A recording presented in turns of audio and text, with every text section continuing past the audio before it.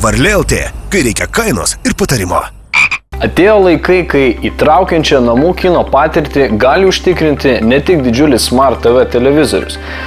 Dabar labai paprasta kokybiškus filmų ar rungtynių peržiūros vakarus organizuoti namie, ar sodyboje projektoriaus dėka. Ar kada nors galvojote apie 4K televizoriaus įsigijimą? O apie 4K projektorių?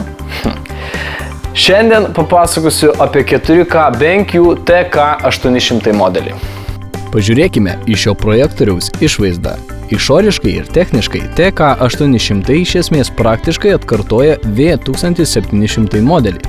Maksimali vaizdo įstrižainė, kokią gali atvaizduoti BenQ TK800 projektorius, yra 200 colių.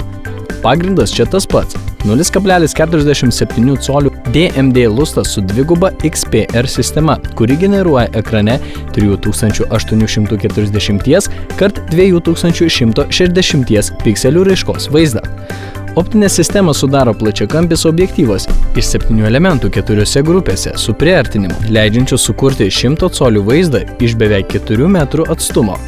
Lyginant su V1700 modeliu, panašus ir prijungimo jungčių rinkinys, kuriame pagrindinis vaidmuo tenka HDMI V2.0 jungtims su HDCP 2.2 leidžiančioms priimti 4K video su HDR. Tokia funkcija patiks net užkietėjusiems ir reikliems kinomanams, bet ir mėgstantiems pažaisti su žaidimų konsolė. Korpusas minėtų dviejų BenQ modelių išoriškai niekuo nesiskiria išskyrus priekinio skydelio spalvą. Kardinalūs pakeitimai slypi spalvų rate, kuris šiame modelyje gavo skaidrų sektorių. Jo dėka inžinieriams pavyko padidinti vaizdo ryškumo lygį. Šviesos srautas čia siekia 3000 liumenų. Palyginimui, V1700 turėjo 2200 liumenų. Be to, mūsų apžvalgos herojus turi ir kitą procesorių su programinė įranga. BenQ TK800 neturi Cinematic Color technologijos, tačiau čia daugiau dėmesio skirta sporto ir futbolo režimų vaizdo apdorojimui. Atvaizduojamo judančio vaizdo ekrane tikslumas tiesiog fenomenalus. Pagal pobūdį tikslumas labai primena žaidimų monitoriaus su mažu reakcijos laiku veikimą. Tai reiškia, kad esant kandre bent kokiems greitiems judesiams, o tokių vaizdų sporto rungtynėse tikrai apstu, susiliejusių vaizdų iš viso nėra. Ir svarbiausia, kad toks rezultatas nepriklauso nuo raiškos. Taigi, žiūrint net ir 60 kadrų spartos 4K vaizdą, jokių įsiliejimų neprarandant detalumo. Skaidraus sektoriaus dėka spalvos rate su ta pačia lempa ir energijos efektyvumu, kokiais pasižymė senesnis V1700 modelis, mūsų apžvalgos herojus siūlo ir vizualiai, ir pagal matavimus reikšmingai didesnį vaizdo ryškumą. Sporto režimas leidžia 100 colių įstrižainės ekrane lengvai žiūrėti be pilno kambario užtemdymo. Šiuo atveju pilnai pakaks stalinės lempos tam, kad žiūrovai galėtų patogiai užkandžiauti. Be abejonės, filmai atitinkame režime taip pat atrodo ryškiau. Tačiau skirtingai nei kitose projektoriuose, pavyzdžiui, skirtose biurui, tarkime, su skaidriu sektoriumi spalvos rate, čia spalvos neatrodo iškreiptos, ką taip pat patvirtina ir matavimai. Tai neįtikėtina, nes įprastai būna atvirkščiai, spalvos atrodo tikroviškos, prisotintos atspalvių, o to būdingo biuro projektoriams blankumo čia visai nėra. Tiesa, juodos spalvos lygis pakankamai didelis, tačiau tai galima pastebėti nebent visiškoje tamsoje. Įdomu tai, kad turint tokius parametrus gamintojui pavyko ir šviesos šaltinio veikimo laiką padaryti tokį pat didelį, kokį turi namų kino modeliai. 8000 valandų Smart Eco režime. Vertinant parametrų, funkcijų, ypatybių ir vaizdo kokybės visumą, galima teigti, kad BenQ TK800 projektorius visiškai nėra toks specializuotas ir skirtas tik sporto rungtynėms žiūrėti, nes jis absoliučiai universalus ir tai jo didelis privalumas.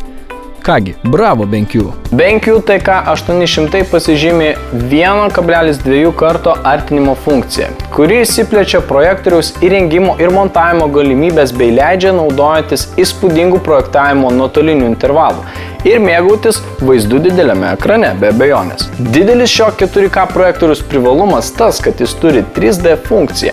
Iš tikrųjų, retas 4K projektorius kainuojantis mažiau nei 1300 eurų pasižymi 3D funkciją.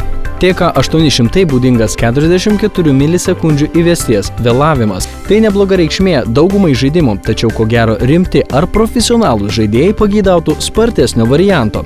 Nepaslaptis, kad yra nemažai 1080p raiškos projektorių su 16 milisekundžių investies vėlavimais. Tačiau nepamirškime, kad mes turime reikalų su 4K projektoriumi. Bendrai, vaivorykštės efektas yra pakankamai retas reiškinys, kalbant apie daugumą dabartinių DLP projektorių ir mūsų apžvalgos herojus TK800 šiuo atveju neišimtis. Vertėtų pagirti gamintoją už ventiliatorių triukšmą šiame projektoriuje. Triukšmingumo lygis ekonominėme režime yra labai nedidelis ir girdimas tik itin tyliame kambaryje. BenQ TK800 turi vieną šone įmontuotą 5 W garsiakalbį. Nepaisant to, kad yra tik vienas garsiakalbis, garsas yra pakankamai geros kokybės, lyginant su kitais portabiliais projektoriais. Žinoma, jis neprilygsta kokybiškos garso sistemos soundbar ar kolonėlėms. BenQ TK800 projektorius turi tokias jungtis: 2 HDMI lizdus su HDCP 2.2 palaikymu, D-Sub RS232, USB-A, USB Mini B. Prie projektoriaus galima prijungti Wi-Fi modelį, BenQ QCast, QCast Mirror, Google Chromecast arba Amazon Fire TV Stick. Tai leis bevielių būdu persiųsti į ekraną mėgstamus serialus, filmus, rungtynes, koncertus ir net žaidimus. Atsižvelgiant į tai, kad fiksuotas poslinkis padaro vaizdą virš objektyvo vidurio linijos, daugeliu atveju idealiausias yra lubų montavimas. Taip pat galima įrengti projektorių ant galinės lentynos ar stovo už sėdynių. Tokie sprendimai leis projektuoti vaizdą virš žiūrovų galvų. Tiesa, nustatymuose dar reikėtų atlikti tam tikrus koregavimus. Pakalbėkime apie šio projektoriaus trūkumus. Projektorius sukuria labai tamsų, tačiau netobulai juodą rėmą aplink projektuojamą vaizdą. Rėmas sudaro beveik apie 5% vaizdo pločio, taigi 120 colių įstrižainės vaizdui projektuojamas beveik 5 colių pločio tamsus rėmas aplink visą aktyvę 16x9 formato vaizdo srities plotą. Kalbant apie šį trūkumą, visų pirma reikėtų pažymėti, kad tai būdinga visiems projektoriams, taigi BenQ TK800 čia tikrai neišimtis. Antra, projektuojamas mūsų apžvalgos modelio vaizdas pats savaime yra ryškus ir pasižymi pakankamai dideliu kontrastu, todėl daugeliu atveju sudėtinga pastebėti tą tamsų rėmą. Dar vienas trūkumas – rankiniai 3D nustatymai. BenQ TK800 pasižymi 3D funkciją tik 1080p raiškos šaltiniams ir tikrai ne 4K. Projektorius automatiškai neatpažįsta 3D šaltinio signalo. Reikia atidaryti meniu ir įjungti 3D režimą rankiniu būdu. Kai 3D režimas jungiamas, bet koks vėliau sekantis 4K turinys bus projektuojamas 1080p raiškoje tol, kol nustatymuose nebus išjungtas 3D režimas.